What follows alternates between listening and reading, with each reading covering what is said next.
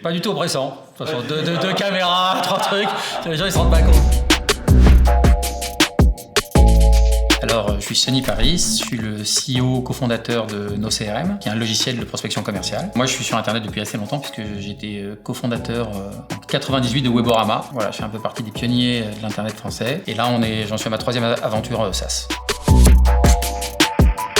Ce qui nous a amené à créer NoCRM, c'est qu'au début, notre 2e aventure, c'était un logiciel de réseau social d'entreprise. Il était difficile à vendre. Et on avait un CRM à l'époque pour vendre ce produit. Je passais beaucoup de temps à remplir des informations dans le CRM. J'en pouvais plus parce que je perdais beaucoup de deals à la fin. Et donc j'avais l'impression vraiment de remplir de l'information pour rien. J'avais l'impression que ça me ralentissait. Et on s'est dit, mais il y a probablement moyen de faire quelque chose de mieux que ça. Et c'est comme ça que nous est venue l'idée de NoCRM et qu'on a fait un pivot et qu'on a lancé NoCRM. Par du constat qui a été fait dans beaucoup d'entreprises où on dit, mais pourquoi le CRM n'est pas à jour? Pourquoi ce contact n'est pas dans le CRM? Et il y a toujours une plainte de la part des CEO, des patrons, de voir que leurs commerciaux n'utilisent pas les CRM. Et de l'autre côté, on a des commerciaux qui détestent utiliser le CRM parce qu'ils ont l'impression que ça leur fait perdre du temps. Et en fait, je pense que c'est les commerciaux qui ont raison. Parce qu'en fait, le CRM est pensé pour le chef d'entreprise, le CRM il est pensé pour le directeur marketing, pour les gens à l'administratif, mais le CRM il n'est pas du tout pensé pour celui qui doit l'utiliser tous les jours, c'est-à-dire le commercial. Donc on veut faire passer les commerciaux pour des fainéants. Ils ne sont pas des fainéants, simplement on leur donne pas l'outil qui va bien. Je vais même reprendre par rapport à un CRM classique. Dans un CRM classique, avant qu'un commercial travaille, il doit en général remplir 4 formulaires. Créer une entreprise. Dans cette entreprise, rajouter un contact. Ensuite, dire qu'il y a une opportunité sur ce contact dans cette entreprise. Et ensuite, ajouter une tâche qu'il va devoir accomplir. Okay, donc 4 formulaires à remplir pour juste pouvoir commencer à travailler sur son prospect. Nous, on a pris le problème autrement. On a dit, voilà, il n'y a qu'une seule fiche à remplir. C'est l'opportunité. Et quand on crée cette opportunité, elle est à faire. Elle est à faire maintenant, tout de suite.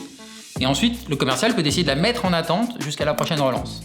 Et ce qui veut dire que si on met la prochaine relance à 2 semaines, 2 semaines après, l'opportunité va redevenir en affaire, hop, et ainsi de suite. Donc on a une espèce de boucle à faire maintenant, à faire plus tard, mais il n'y a aucune opportunité sans prochaine action. Et c'est ça la force de l'application, c'est que c'est pas possible d'avoir une opportunité qui n'a pas un rappel. L'autre chose qui est aussi assez importante dans nos CRM, c'est qu'on sépare ce qui est le prospect froid, le prospect qu'on n'a pas encore contacté, du lead sur lequel on pense qu'on a une chance de concrétiser. Et c'est très important d'avoir cette distinction entre le gros volume qui reste à travailler et celui qu'on a proprement qualifié sur lequel on sait qu'on a une opportunité de faire une vente.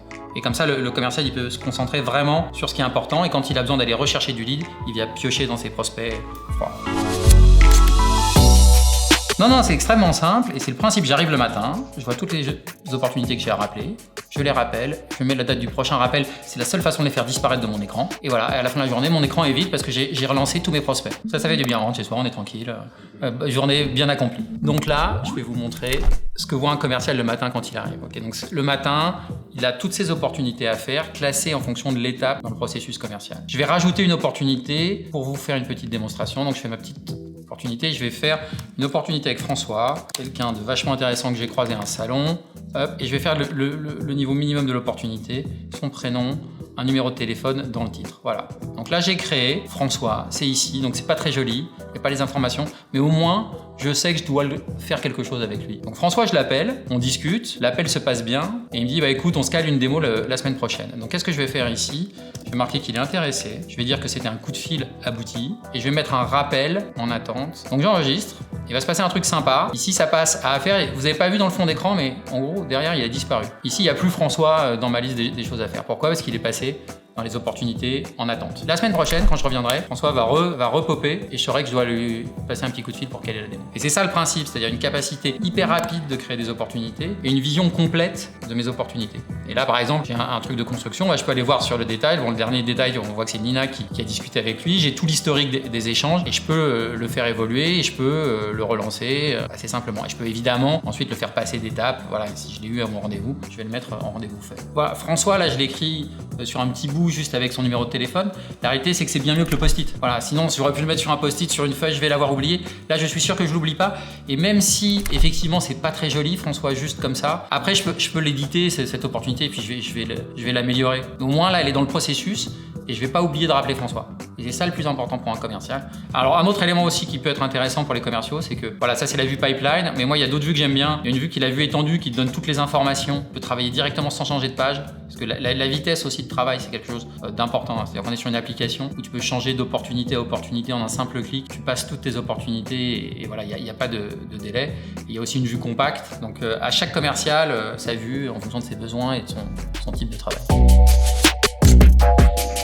on a plutôt les résultats que nous disent les gens qui nous utilisent. Et eux, ils se disent, bon, en gros, il y a une augmentation de 20% du taux de closing. Et en fait, l'explication, elle est assez simple. Hein, c'est que comme tu as toujours une relance et que tu as 100% de ton pipe qui passe par l'outil, mécaniquement, tu n'oublies pas. Et finalement, le métier de commercial, on parle beaucoup du commercial qui a de la chat, etc., qui vend. Le premier métier du commercial, c'est de suivre un processus, quoi. C'est d'être sûr de ne pas lâcher. Il y a la qualité de sa qualification. Comment est-ce qu'il qualifie ses opportunités? Parce que ça, c'est hyper important. De ne pas traîner une opportunité qu'on a mal qualifiée au début. Et l'autre point, c'est après pour le commercial de savoir répondre aux objections, trouver les points durs, voilà, et mener ses négociations. Là, après, peut-être qu'il va falloir un peu plus pour être un très bon commercial, mais l'outil va aussi permettre au manager de regarder un peu dans le détail comment tu interagis. Parce que l'autre intérêt, c'est ça. C'est-à-dire que comme tu as tout ton pipe, quand un commercial envoie un mail, quand un commercial passe un appel, si par exemple tu utilises des outils de VoIP, genre AirCall ou Ring Central, donc dans ton opportunité, tu as les traces des emails, tu as les traces des calls, et donc le manager, il peut venir voir le commercial et lui dire là, tu vois, ton deal, tu pouvais être meilleur à cet endroit-là, là, tu l'as peut-être perdu. Ou au contraire,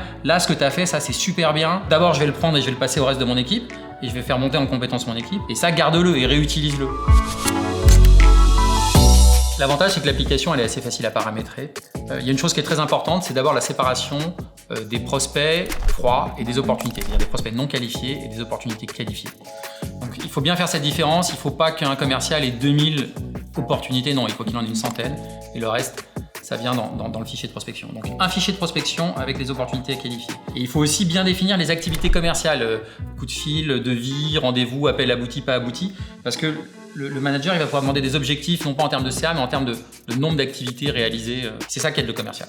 Bien organisé, et une fois que c'est simple, après les commerciaux, ils vont dérouler.